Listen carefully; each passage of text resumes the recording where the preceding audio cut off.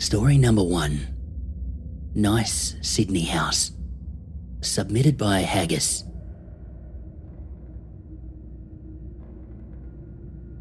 In 1983, I was living in Sydney.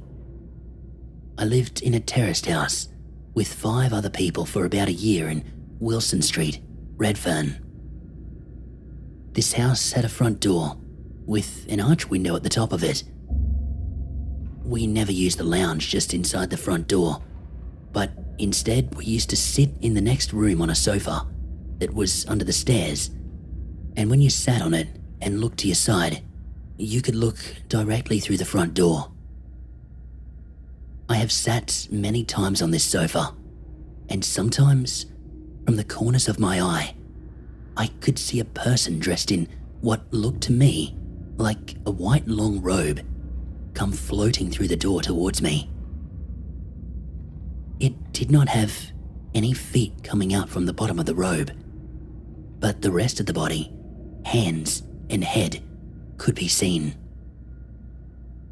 I have to admit, I could not make out clearly if this figure was in fact a man or a woman.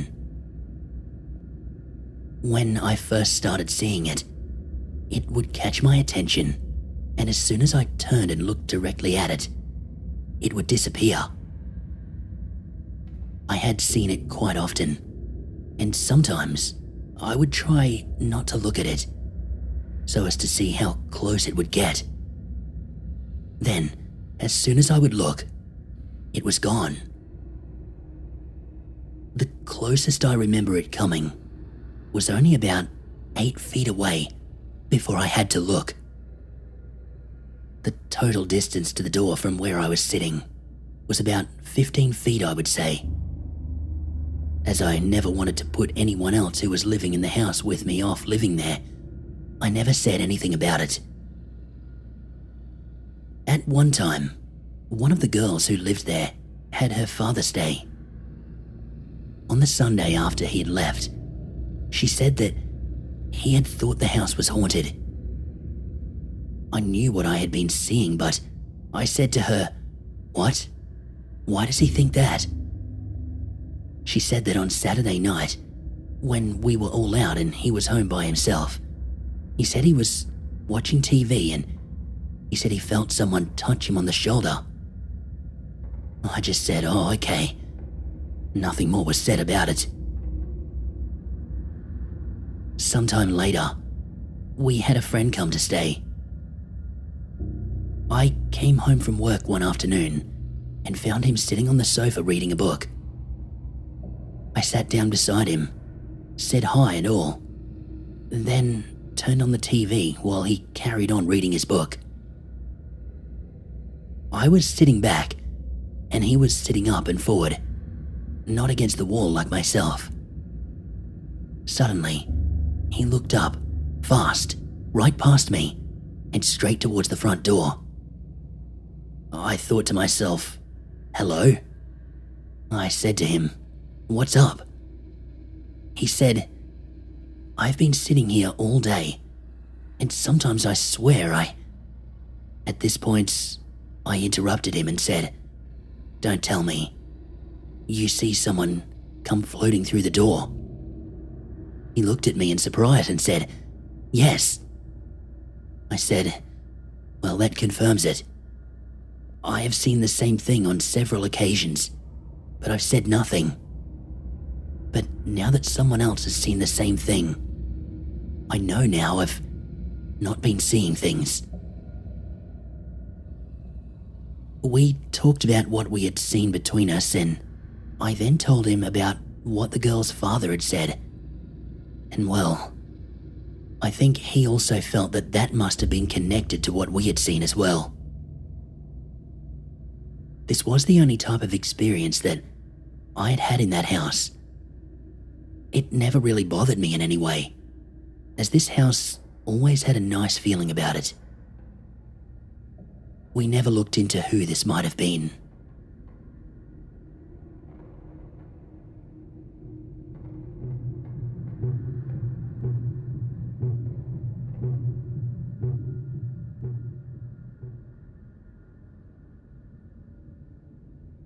Story number 2, Beechworth Asylum. Submitted by Sabi Witia. I recently visited Beechworth Asylum. For those who haven't heard of this place, it is one of the most haunted places in Victoria, Australia.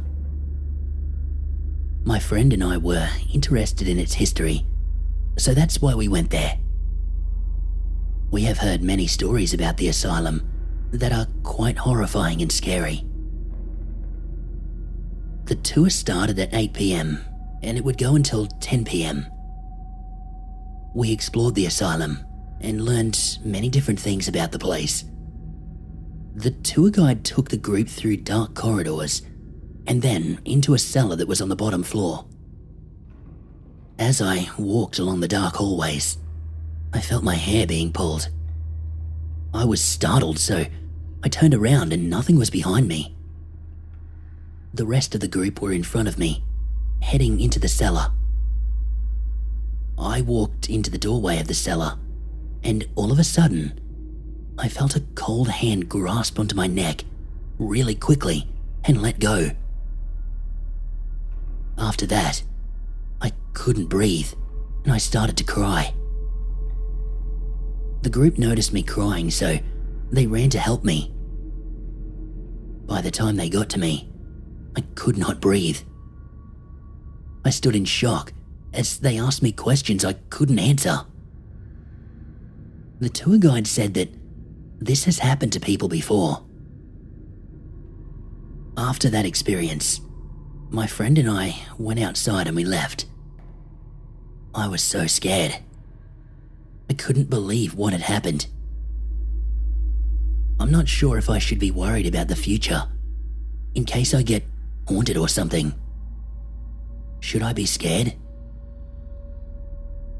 I did have a few more experiences at the asylum, but this was one that was most concerning to me. I'm trying to submit more stories about my experiences at that place.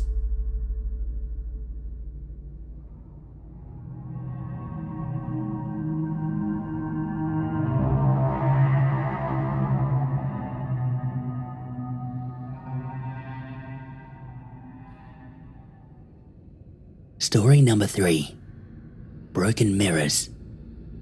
Submitted by Buttongrass. Growing up in the average 3-bedroom Australian brick suburban home, you wouldn't think a house of the 1970s era would have any tales of odd happenings. In fact, the only story you think this humble home would produce is a bunch of good memories. The home did create some wonderful memories, but also some strange tales. I have no real explanation of the little things that occurred over the years, but myself and my sister had always recalled the uneasy feeling that we would have as young children. From the hallway down to the back garage, and this feeling was particularly strong whenever we would play in the attic. This feeling had been around for as long as I could remember, until my mother had moved away from this home. That feeling was around for over 23 years. Experiences often occurred in the house, either during the day or night. Whatever it was, it certainly wasn't discriminative. Didn't matter who was there or what the weather was. Something was always happening. Light bulbs would mysteriously explode for no reason. A few mirrors violently fell from the walls and exploded into a million pieces. Things just never seemed right. Pot plant leaves would move without the help of a breeze, and little things would go missing, reappear in strange places. Car keys and things like that. The most annoying of all was the feeling I got whilst taking a shower.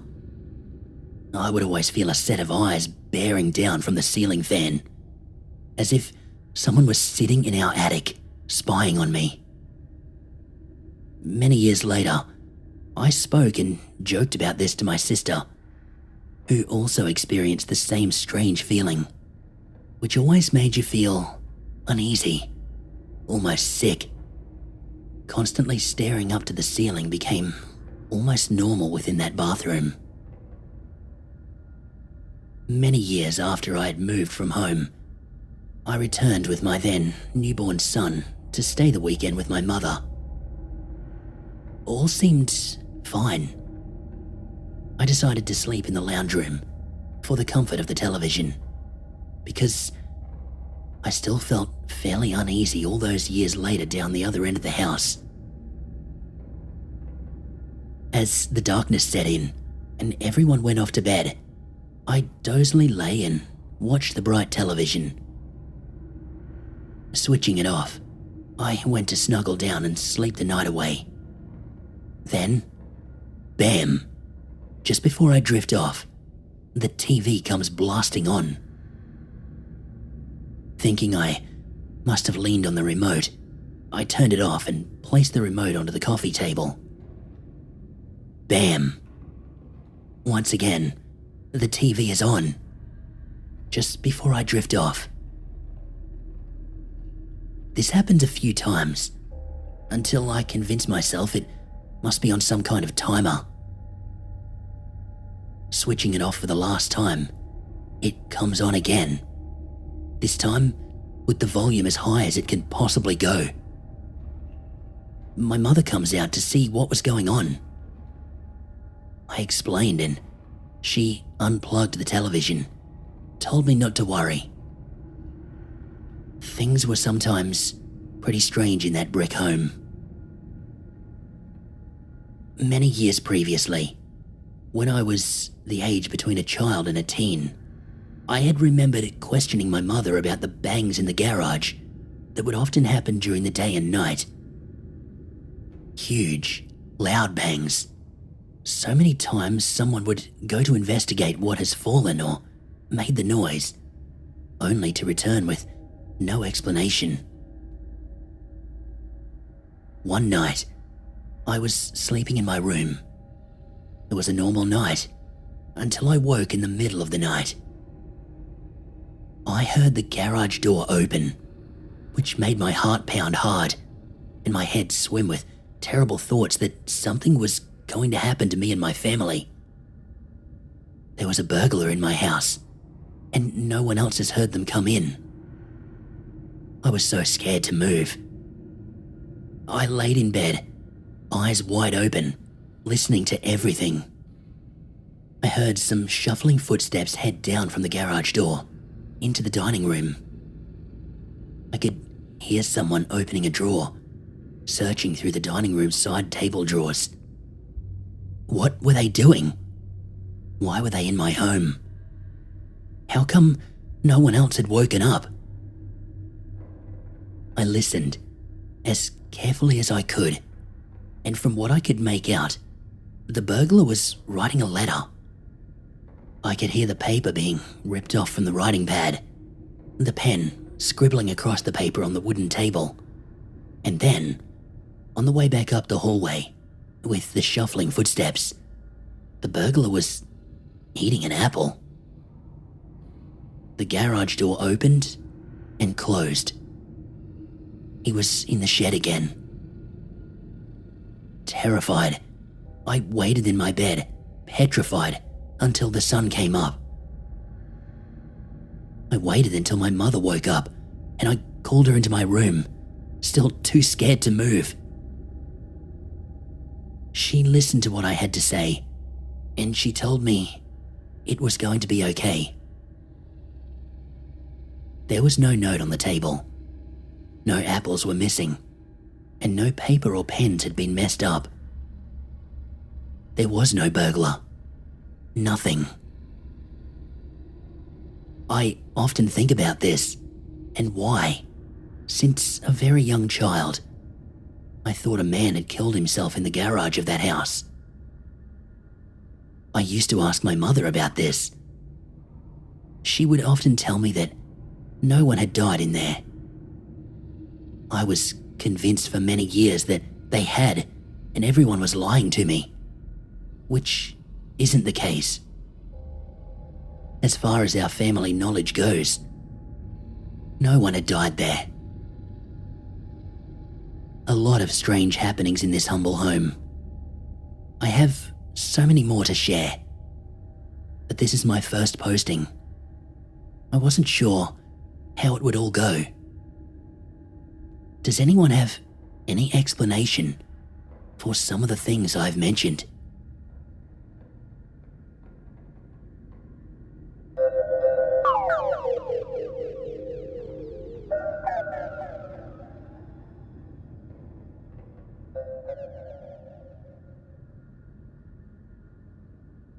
Story number 4, The Queenslander. Submitted by Sonia Perry.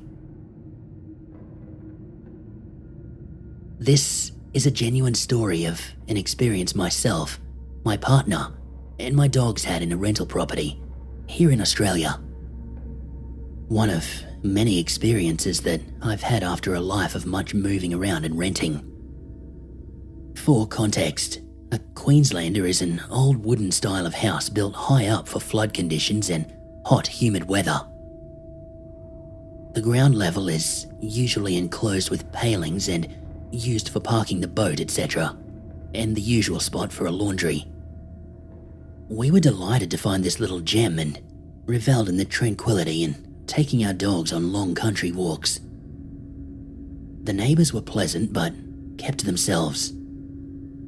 All was perfect, except for the fact that I didn't like going down to the laundry. Well, obviously it was fairly gloomy down there, even in the daytime. But I just felt uneasy. There was a strange smell, and I started noticing that the dogs seemed quite preoccupied and uneasy also while down there. They were sleeping down there, and we would often hear them whining at night. I just put it down to the darkness and would just get on with my laundry. All the while, feeling as though I was being watched, which felt worse when I was hanging it out on the lines I had to put up down there to use during wet weather. I would flinch at every noise, feeling like someone was behind the clothes, etc. I also felt a sense of sadness as well as fear. Sometimes, I would literally bolt out of there, feeling quite ill and suffocated. Everything was fine upstairs, except for one night, when I awoke to my doona being slowly pulled off me. But I couldn't discount that it was just falling off, and I wasn't too concerned at the time. At that stage, we were in a bedroom at the back of the house, which had these French doors leading out to the veranda, and the back stairs which led down to the garage/laundry. In the winter, we decided to move into the front bedroom of the house, as it was warmer in there. It had a bay window, which extended out of the front of the house. One night, we both woke to our male dog making a very low but loud growling noise, something he'd never done before. He was a big, goofy, lovable pup.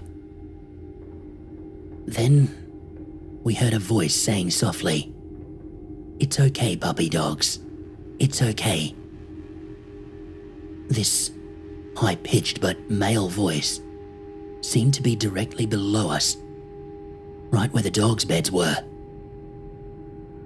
We were pretty alarmed that someone was either under our house or right up under our window, talking to the dogs through the palings. But we were petrified at first. So I went to the bay window and looked down, but I couldn't see anyone. We didn't hear anything more, though my partner checked downstairs and saw nothing but brought the dogs in. We stayed in that house for roughly 1 year to save for a deposit to buy our first home. And when the time came to move, we were really excited, even though we really had liked this pretty little house. A neighbour across the road who we had not previously spoken to saw us packing up and introduced himself, queried us as to whether we had had any problems there. We said, why? He then told us that the previous occupants had been a young couple. They had a falling out, and she had packed up her things and left him a few days before Christmas. A few days later, neighbours smelled something coming from the house and found the young man had passed away under the house. This happened just 8 weeks before we moved in, and the rental agent had told us nothing of it. We then realised that it was he who had talked to the dogs and who was still hanging around under the house. We were pretty freaked out and glad to be leaving, though I still often think of it and wonder if he has managed to move on, find peace, despite his tragic end. I hope he has.